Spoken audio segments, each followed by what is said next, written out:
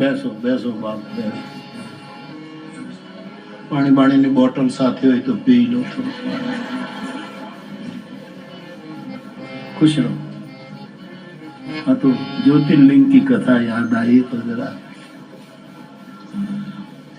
ज्योतिर्लिंग के स्मरण में सोमनाथ में सबने बहुत रस लिया.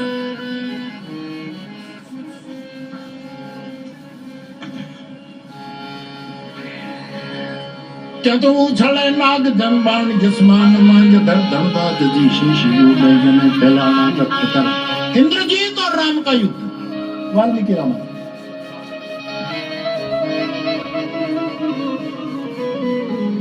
भगवान राम ने इंद्रजीत को इतना वो किया.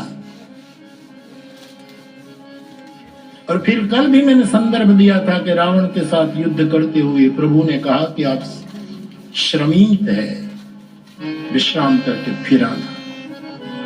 इंद्रजीत को कहा कि आप जाइए युवराज. वाणी तो कोई राम से सीखे. हे लंका के युवराज आप जाइए. लेकिन प्रदोष बल पाई पश्चिम दरवाजा पर आए. घुमरी खाई और सेना को बटोर करके इंद्रजीत यहाँ बानरों की सेना वापस जा रही है और पीठ पर हमला कर दिया. ये कायर का स्वभाव है.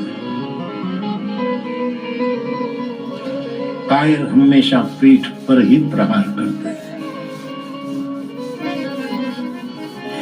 क्योंकि उसकी ये कायरता है. और बड़ा पापी, बड़ा भयंकर हमला कर दिया. और इन बंदर भालुओं ने देखा कि इंद्रजीत वापस आया और तुरंत दौड़ पड़े. छोटी बड़ी चट्टानें लेकर, कोई जैसी जैसी क्षमता ऐसा लेकर वो प्रहार कर रहे हैं.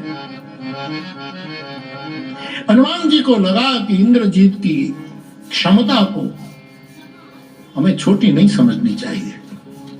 इसलिए तुरंत हनुमान जी महाराज आ गए.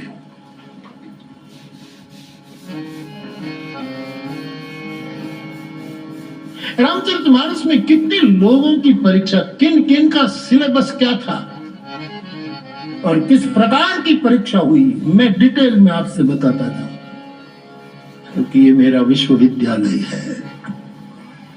मेरा तो केवल मेरी बात एक संकेत पर बोल दी कि हमारा सिलेबस है. आप तक रामचरितमानस पहुंचे, चौपाइयां पहुंचे, विनय पत्रिका पहुंचे, दोहावली पहुंचे, सब पहुंचे. गोस्वामी जी के वैश्विक विचार पहुंचे. बहुत घमासान युद्ध होता है और हनुमान जी ने एक शिखर उठाया.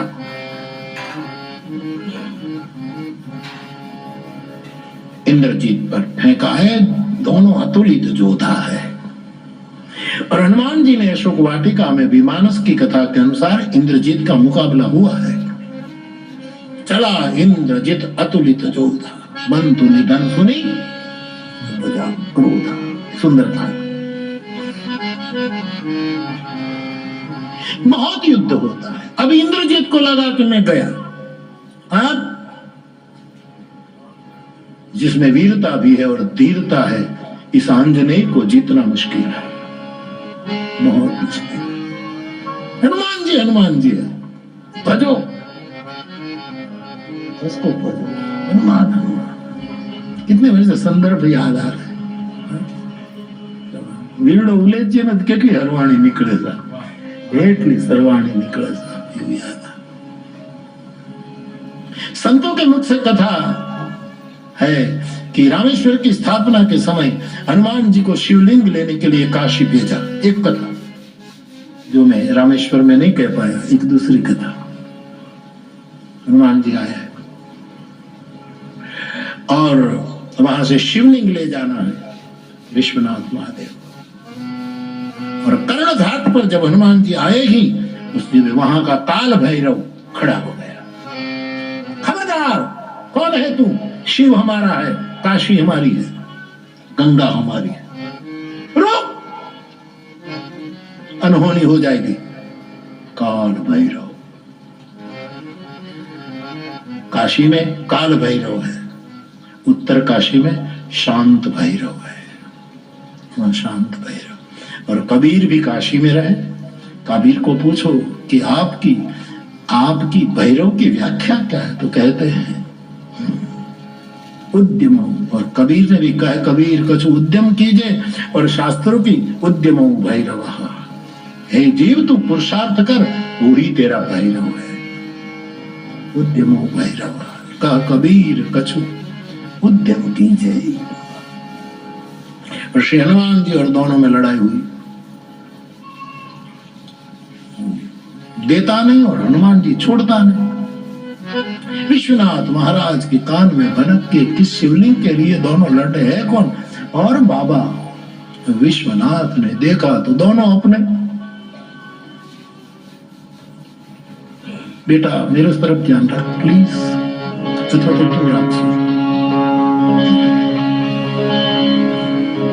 खुश रहो। शंकर सुवन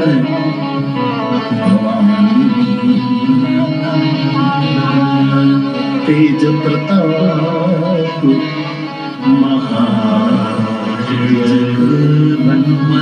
भैरव भी शिव का, मेरा हनुमान भी शिव का।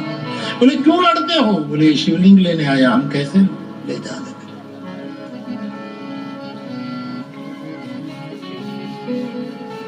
हनुमान जी बेटा क्या हुआ बताऊं आपको। शिव जी ने कहा कि भाई जिद न करो, ये मैं काशी में रहता हूं और भैरव का भी हक है। तो महाराज क्यों रहस्य का पर्दा, हनुमान जी ने कहा खुलवाते हो कि तुम हो वो मैं हूं, मैं हूं वो तुम है, मैं स्थापित हो जाऊंगा। मुझे राम कहेंगे खड़ा रह जा, बैठ जा, राम का बंदा शिव के रूप में वहां बैठ जाएगा। लेकिन इसीलिए मैं आपको ले जाना चाहता हूं कि मेरे भाग में जो राम काम आया है वो रह जाएगा, वरना मैं अभी आपको विक्षेप नहीं करूंगा। मैं जाकर बैठ जाऊं, मंत्र बोलो, और बैठा ही बैठा। तब विश्वनाथ ने कहा दोनों की बात रह जाए, भैरव तू भी शांत हो और हनुमान तू भी शांत हो।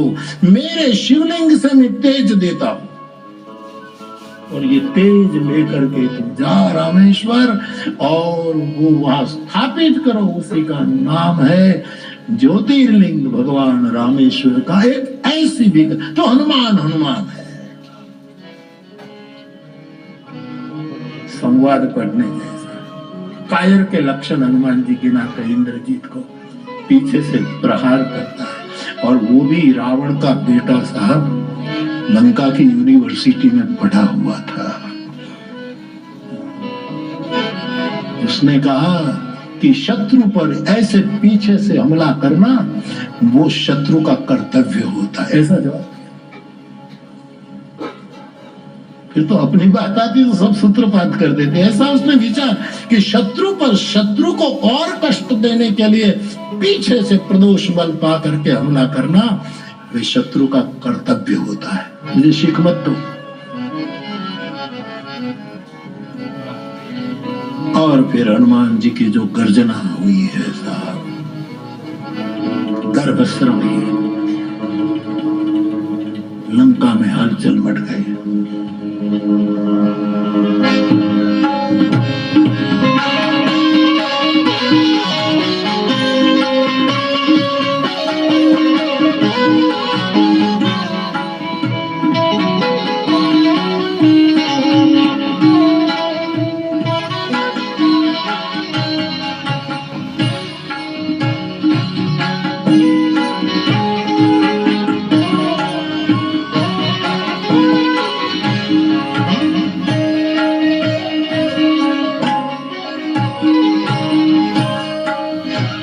कथा भारत के स्वतंत्र दिन को समर्पित है।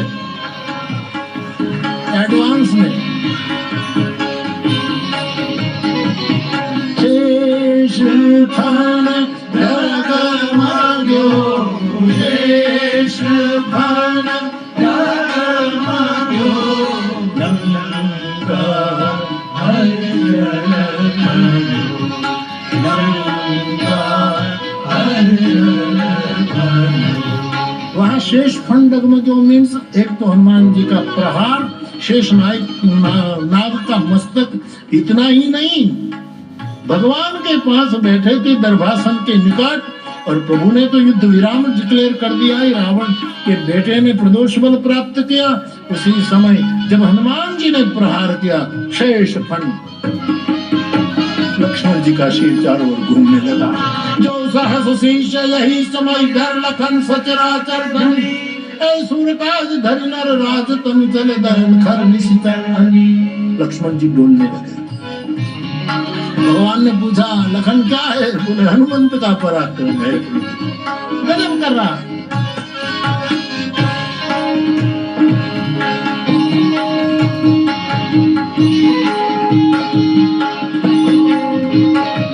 एक बार के युद्ध में हनुमान जी और रावण लड़ रहे थे, तो रावण को हनुमान पर गुस्सा नहीं था, उसकी पूंछ पर गुस्सा था। इसकी पूंछ ने मेरी लक्का जला दी। पहले भी पूंछ जलाना चाहता था, सफल रहा। युद्ध के मैदान में रावण को लगा कि इसकी पूंछ पकड़ लूं और तोड़ डालूं, कमर के भाग से उसकी पूंछ निकाल दो। इरादा ये था। दोनों का युद्ध चल रहा था और रावण आया, 20 हाथ से हनुमान जी का पूंछ पकड़ा। हनुमान जी ने देखा, तोड़ तो नहीं पाड़ेगा। शिव का धनुष जो हिला नहीं पाया था, वो शिव की पूंछ कैसे तोड़ सके? ये तो महादेव है। बहुत खींचा और हनुमान जी को भी कौतुक सूझा। युद्ध की कथा रमणीय होती है। और उसी समय मेरे हनुमान जी ने जय सिया राम, जय सिया राम, जय सिया राम, आकाश में छलांग ली और रावण लटक रहा। 20 भुजा से पूंछ पकड़ी और हनुमान जी इधर से उधर, पवन का कोई ठिकाना नहीं, कभी दक्षिण, कभी उत्तर, कभी पूरब, कभी पश्चिम, कभी ईशान, कभी वायव्य, खुना ले लिया। वो बेचारा लटके, तोड़ने गया था पूंछ, लेकिन अब शंकर से प्रार्थना करता है कि पूंछ न टूटे तो अच्छा, क्योंकि टूटा तो मैं गिरूंगा और मैं गिरूंगा तो मेरी कोई हैसियत नहीं। ऐसा युद्ध के कथा नहीं होती।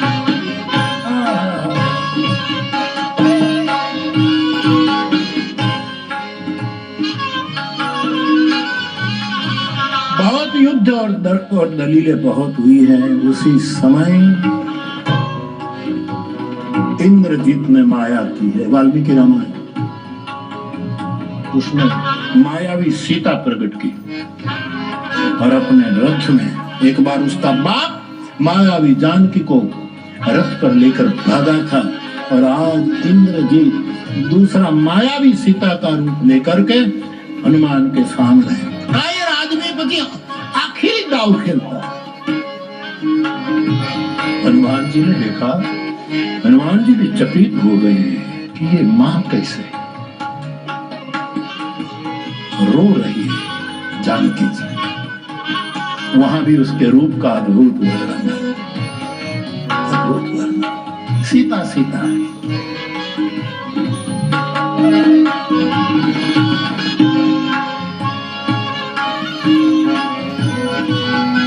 और जब बहुत युद्ध और प्राण संकट आया इंद्रजीत को, तब उसने खड़क खींचा और जानकी जी का केश पकड़ करके दावे कंधे से उसको 2 टुकड़े करने का इरादा किया।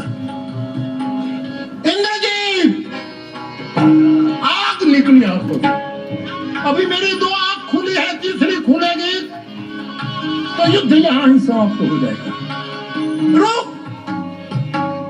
इतने में कथा कहती, ये ठाकुर जी की लीला, ये माया। तुलसीदास जी ये प्रसंग नहीं ले रहा। तुलसी तो इतना ही कहते, पुनि माया सीता कर हरना, श्री रघुबीर तेरा कछु भरना। और जनोई वटका सीता जी के शरीर के यहाँ शमशेर मारकर 2 टुकड़े कर दिए। हाहाकार हो गया। हनुमान जी भी सच मान गए, क्योंकि यहाँ अखंड ज्ञान केवल ईश्वर के पास होता है और किसी के पास अखंड ज्ञान।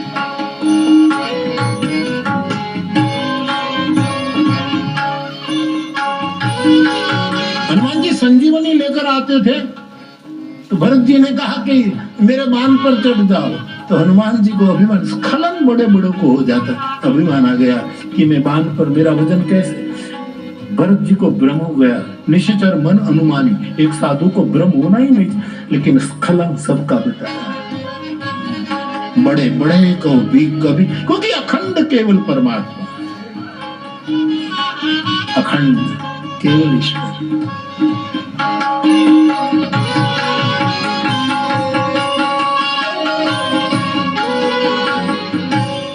हनुमान जी को भी ऐसा लगा ये क्या हो रहा है, और टुकड़े कर दिए मायावी सीता। बाद में कथा तो ऐसी लंबी है साहब, अब क्या राम को मुख क्या दिखाऊं। विषाद पूर्ण आंजनेय, पिंगल आंखें है जिसकी, पिंगल वर्ण आंखें है, लाल हो चुकी है। तेरी लंका में मैं जब मेरी मां की खोज करने आया कि तेरे बाप, तेरे सगे, तेरे कुटुंबी, हर एक घर में कैसी कैसी स्त्रियां किस किस प्रकार के वस्त्र में गिरी थी, लेकिन किसी के प्रति मैंने कुदृष्टि देखी। और ये तू मेरी मां को काटना चाहता है, और काट दिया तूने। जवाब क्या दो, लौटते हैं। और श्री हनुमान जी की विषाद पूर्ण मुख मुद्रा देखकर ठाकुर जी खड़े हो गए, लखन कुछ हुआ है। और फिर कहा कि मुझसे बोला नहीं जाता, आज्ञा लेने आया, एक बार बोल दो, एक बार। अब पानी नाक से ऊपर चला गया, अब बात खत्म। लेकिन हुआ क्या मारुति? बोले मेरी मां को इस अधम ने काट, सीता को अशोक वाटिका से वो युद्ध के मैदान में ले आया। जिस जानकी ने जनक का घर छोड़ा, जिस जानकी ने अयोध्या छोड़ी, जिस जानकी को मायावी रावण के कारण पंचवटी छोड़नी पड़ी, उसी जानकी आज अशोक वाटिका को छोड़कर असुर के बेटे के रथ पर आ गई और उसका टुकड़ा किया।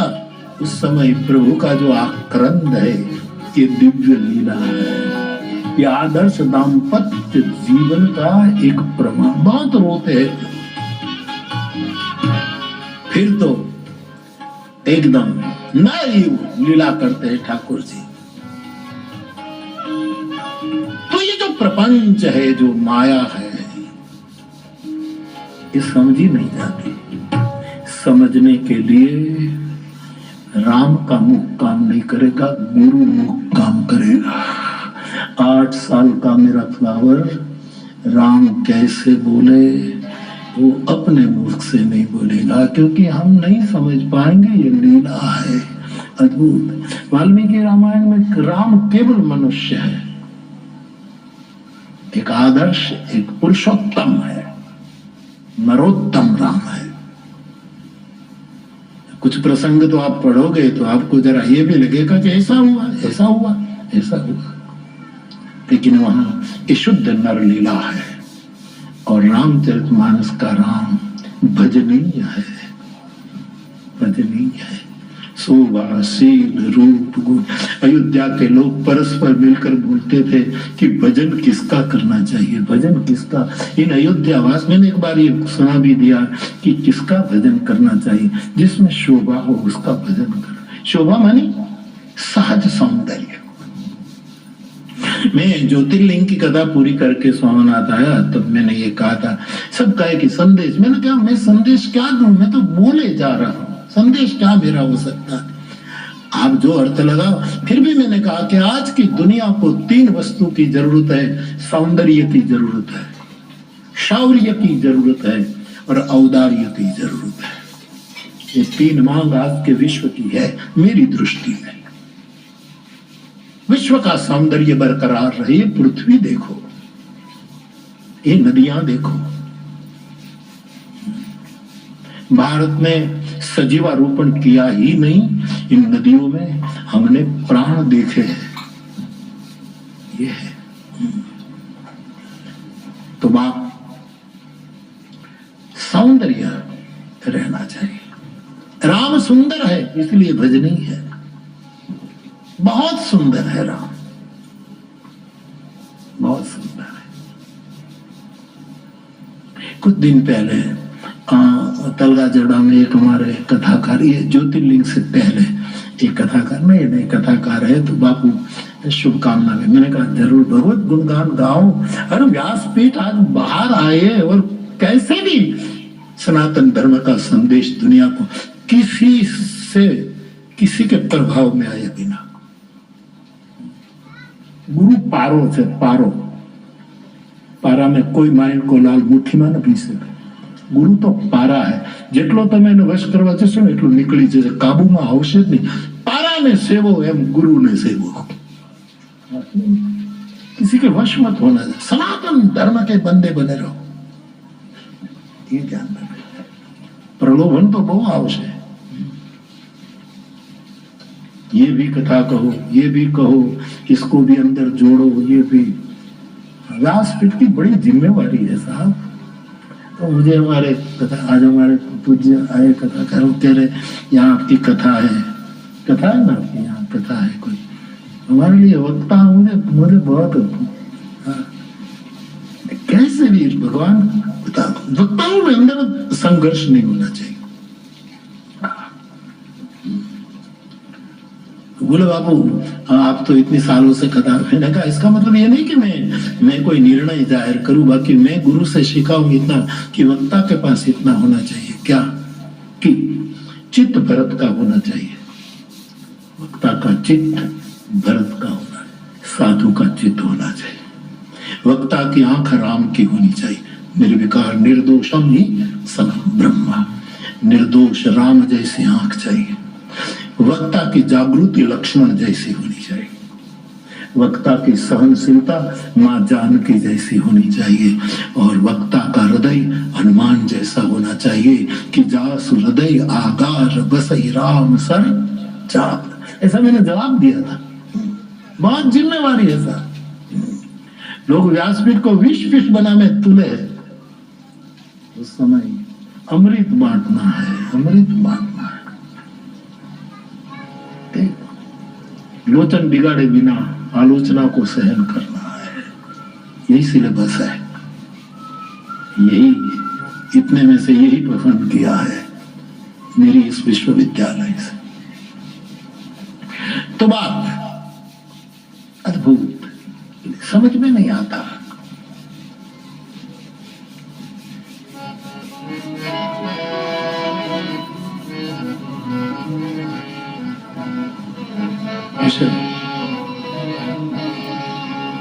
समझ में कुछ नहीं आता,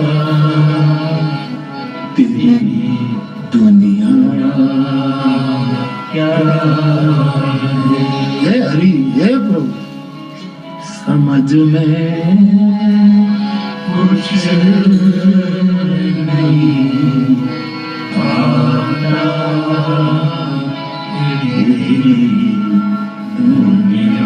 अपने गुरु का स्वभाव जान लो तो पूरी दुनिया की जानकारी हो जाएगी। उसका प्रभाव नहीं, स्वभाव।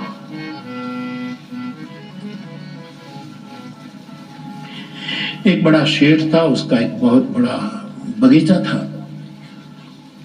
उस बगीचा में हर किस्म के पौधे, फूल पौधे लगे थे।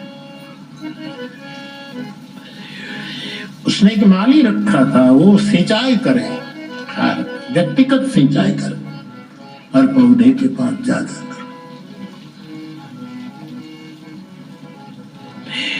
और कावड़ जैसा रखता था, कावड़िया की यात्रा भी देखा है, बोल बम बोल बम बोल बम बोल बम, पूरा बिहार यूपी और गुजरात में भी आ गया। मुझे अच्छा लगता है, गुजरात में हमारे भावनगर में बड़े बड़े होर्डिंग लगे थे कि कई लोगों ने कावड़ लेकर के बोल बम बोल बम बोल बम।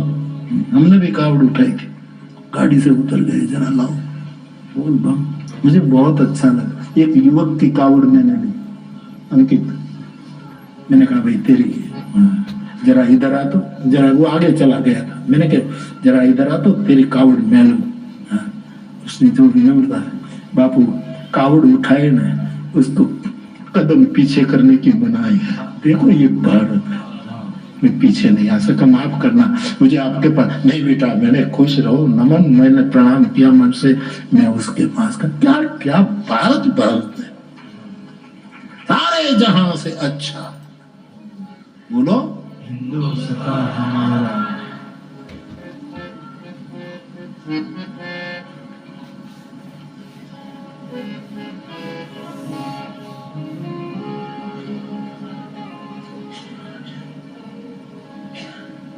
बच्चों दिखाओ चल के साव की नजर से बच्चों दिखाओ चल के, ये देश तुम्हारा दीवानी हो करके।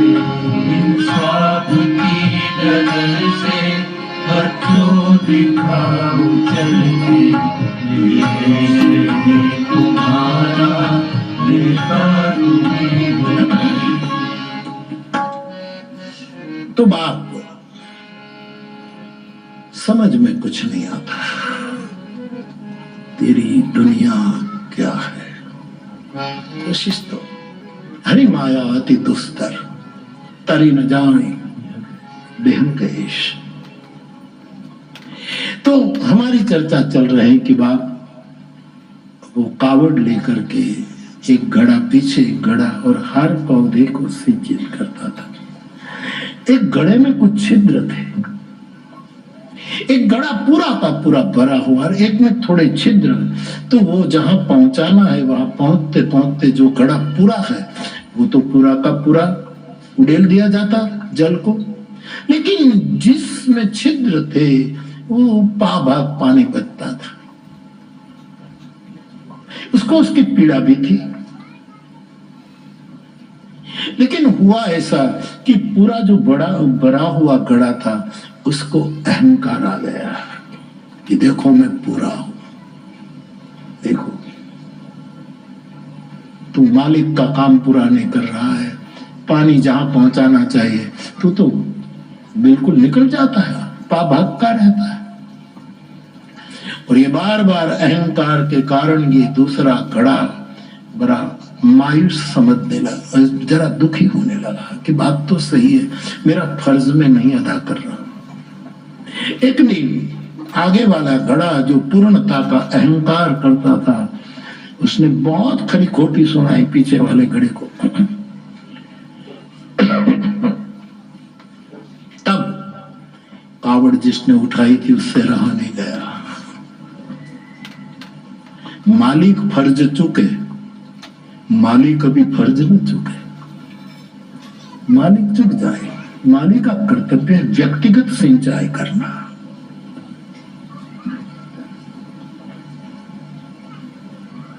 बाप तो उसने इस जो पानी निकल जाता था इस घड़े को पूछा कि तू क्यों दुखी हो।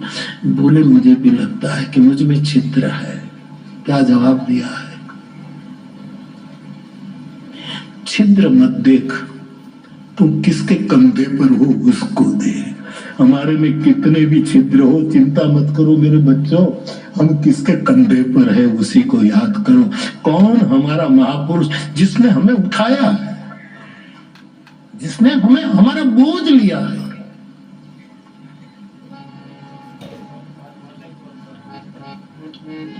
मैं आपसे ये निवेदन कर रहा हूं, गुरु की महिमा अतुलनीय है। ईश्वर अपने मुख से हमसे बातें नहीं करेगा, गुरु मुख से ही बोलेगा। और गुरु कभी नर रूप भी है और कभी हरि रूप है, या तो दोनों है। ये आपका